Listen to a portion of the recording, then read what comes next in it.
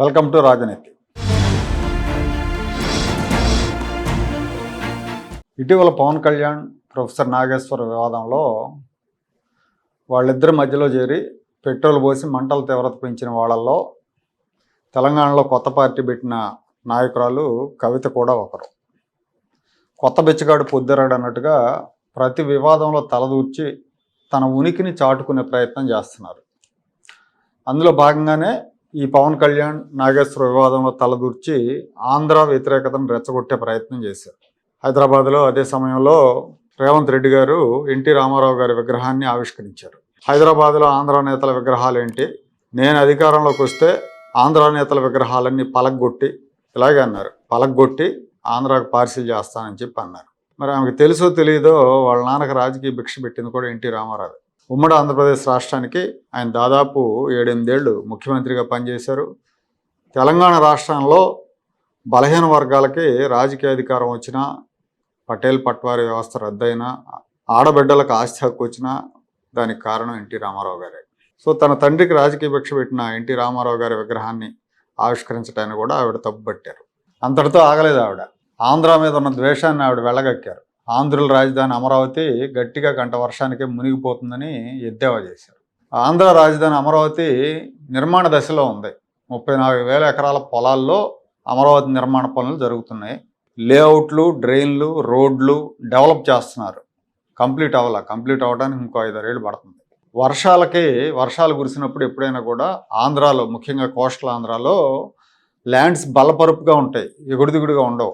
బల్లపరుపుగా ఉన్నప్పుడు పొలాల్లో నీళ్లు నిలవటం అనేది సహజంగా జరుగుతుంది. అలా నిలబడ్డ నీళ్లను చూయించి అమరావతి మునిగిపోయిందని వైసీపీ వాళ్ళు, వాళ్ళ మీడియా ప్రచారం చేస్తూ ఉంటారు. Even Chandrababu haters, Amaravati haters కూడా అదే పని చేస్తూ ఉంటారు. అదే ధోరణిలో కవిత కూడా వర్షం వస్తే అమరావతి మునుగుతుందని నోటికొచ్చినట్టు మాట్లాడింది. అమరావతికి ఆనుకొని కృష్ణానది ఉంటుంది. కృష్ణానదిలో 11 లక్షల క్యూసెక్కుల వరద వచ్చినా, లేదంటే 2-3 రోజుల పాటు ఆగకుండా ముసురు పట్టినా అమరావతి పరిధిలో ఉన్న 29 గ్రామాల్లో ఒక్క గ్రామం కూడా ఇంతవరకు మునిగిన దాఖలాలు లేవు. అమరావతి నిర్మాణంలో వరద నివారణ డ్రైన్లు, రిజర్వాయర్లు కూడా ప్లాన్ చేశారు. అయినా కూడా అమరావతి ద్వేషులంతా అమరావతి మునిగిపోతుంది, అమరావతి లోతట్టు ప్రాంతం అని విషం కక్కుతూ ఉంటారు. కవిత విషం కక్కిన 10 రోజుల్లోనే ఆమెకు బొమ్మ కనపడేట్టు చేశాడు వరుణదేవుడు. 400 ఏళ్లకు పైగా చరిత్ర కలిగిన తెలంగాణ రాజధాని హైదరాబాద్ గంట వర్షానికి అతలాకుతలం అయిపోయింది. నేను ఇక్కడ హైదరాబాద్ నగరాన్ని విమర్శించట్లా. In fact I love Hyderabad. హైదరాబాద్లో కూర్చొని ఆంధ్ర రాజధాని అమరావతి మీద విద్వేషం వెళ్ళగక్కిన కవిత లాంటి వాళ్ళకి గడ్డి పెడుతున్నా నేను. హైదరాబాద్ ఇప్పుడు కాదు, ఎప్పుడు వరదలకు అతీతం ఏమీ కాదు. అలా అనుకుంటే ఏ నగరం అతీతం కాదు.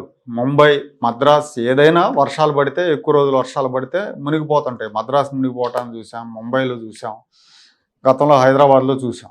హైదరాబాద్లో 1908లో ఒక పెద్ద డిజాస్టర్ జరిగింది. ఆ సంవత్సరం సెప్టెంబర్ నెలలో విపరీతమైన వర్షాలు కురిసినాయి. మూసీ నదికి వరద హైదరాబాద్ మీద విరుచుకుపడింది. 15,000 నుంచి 50,000 మందికి మధ్యలో చనిపోయారని ఒక అంచనా. ఆ రోజుల్లో 20 కోట్ల రూపాయల నష్టం జరిగింది. అప్పట్లో పేపర్లలో కూడా ఆ విషయాన్ని రాశారు, ఇంగ్లీష్ పేపర్లో రాశారు. అప్పటి నిజాం నవాబు ఈ వరదల్ని, హైదరాబాద్ నగరాన్ని వరదల నుంచి ఎలా కాపాడాలా అని ప్రముఖ ఇంజనీర్ అయిన మోక్షగుండం విశ్వేశ్వరయ్య గారిని పిలిపించి మూసీ వరద నివారణ ప్లాను, హైదరాబాద్ నగర డ్రైనేజ్ సిస్టమ్ని డెవలప్ చేయమని ఆయన అడిగారు. అప్పుడు విశ్వేశ్వరయ్య గారు ప్లాన్ చేశారు. మూసీ వరద నివారణలో భాగంగానే విశ్వేశ్వరయ్య సలహా మేరకు హిమాయత్ సాగర్, గండిపేట చెరువులు నిర్మించాడు నిజాం. విశ్వేశ్వరయ్య కాలం నాటి ఆయన డిజైన్ చేసిన డ్రైనేజ్ వ్యవస్థే ఇప్పుడు కూడా హైదరాబాద్లో ఉంది. అన్నట్టు ఇంకో విషయం ఏంటంటే, ఈ మోక్షగుండం విశ్వేశ్వరయ్య పూర్వీకులది కవిత లాంటి వాళ్ళు ద్వేషించే ఆంధ్రాలోని ప్రకాశం జిల్లా మోక్షగుండం అనే గ్రామం. అక్కడి నుంచి ఆయన కర్ణాటక వలస వెళ్ళారు. ఆయనే తెలంగాణ రాజధాని హైదరాబాద్కి డ్రైనేజ్ సిస్టాన్ని రూపకల్పన చేశారు. నిన్న ఋతుపవనాలు రాకతోనే వర్షాకాలంలో హైదరాబాద్ ఎంతవరకు సేఫ్ అనేది తేలిపోయింది. 5 సెంటీమీటర్ల వర్షానికి అనేక ప్రాంతాలు జలమయమైనవి, రోడ్లు వాగులైనవి, కార్లు కొట్టకపోయినాయి. కిలోమీటర్ దూరానికి గంటకు పైగా సమయం పట్టింది. అరగంట వర్షానికి 6 గంటల పాటు ట్రాఫిక్ జామ్లో ఇరుక్కుపోయిన వాళ్ళు ఉన్నారు. వర్షం వస్తుందంటే రోడ్డు మీదకి వెళ్లేందుకు భయపడే పరిస్థితి ఉంది అక్కడ. ఇప్పుడు కవిత సోషల్ మీడియాలో ట్రోలింగ్ పీస్గా మారిపోయింది. ఆ రోజున ఆంధ్ర రాజధాని అమరావతి వర్షానికి మునిగిపోతుంది అన్నావు కదా, ఇప్పుడు ఏమంటావు కవిత అంటూ ఆమెను ట్రోల్ చేస్తున్నారు. ఒక ప్రాంతం మీద విషం గక్కి ఒక కులాన్ని టార్గెట్ చేసి రాజకీయ లబ్ధి పొందాలనుకుంటే అది ఖచ్చితంగా రివర్స్ అవుతుంది. ఇప్పుడు కవితకి అదే అయింది. తిరిగి వచ్చి ఫెడేల్మని కొట్టింది. రాష్ట్రం విడిపోయి 12 ఏళ్ళు అయింది. 10 ఏళ్ళు కవిత పిత కేసీఆరే పెత్తందారిగా ఉన్నాడు. హైదరాబాద్ని లండన్ చేస్తా అన్నాడు, న్యూయార్క్ చేస్తా అన్నాడు. చివరికి డ్రైనేజ్ వ్యవస్థను కూడా సరి చేయలేకపోయాడు. ముందు మీది మీరు సరి చేసుకుని ఆ తర్వాత వేరే వాళ్ళ సంగతి మాట్లాడితే బాగుంటుంది.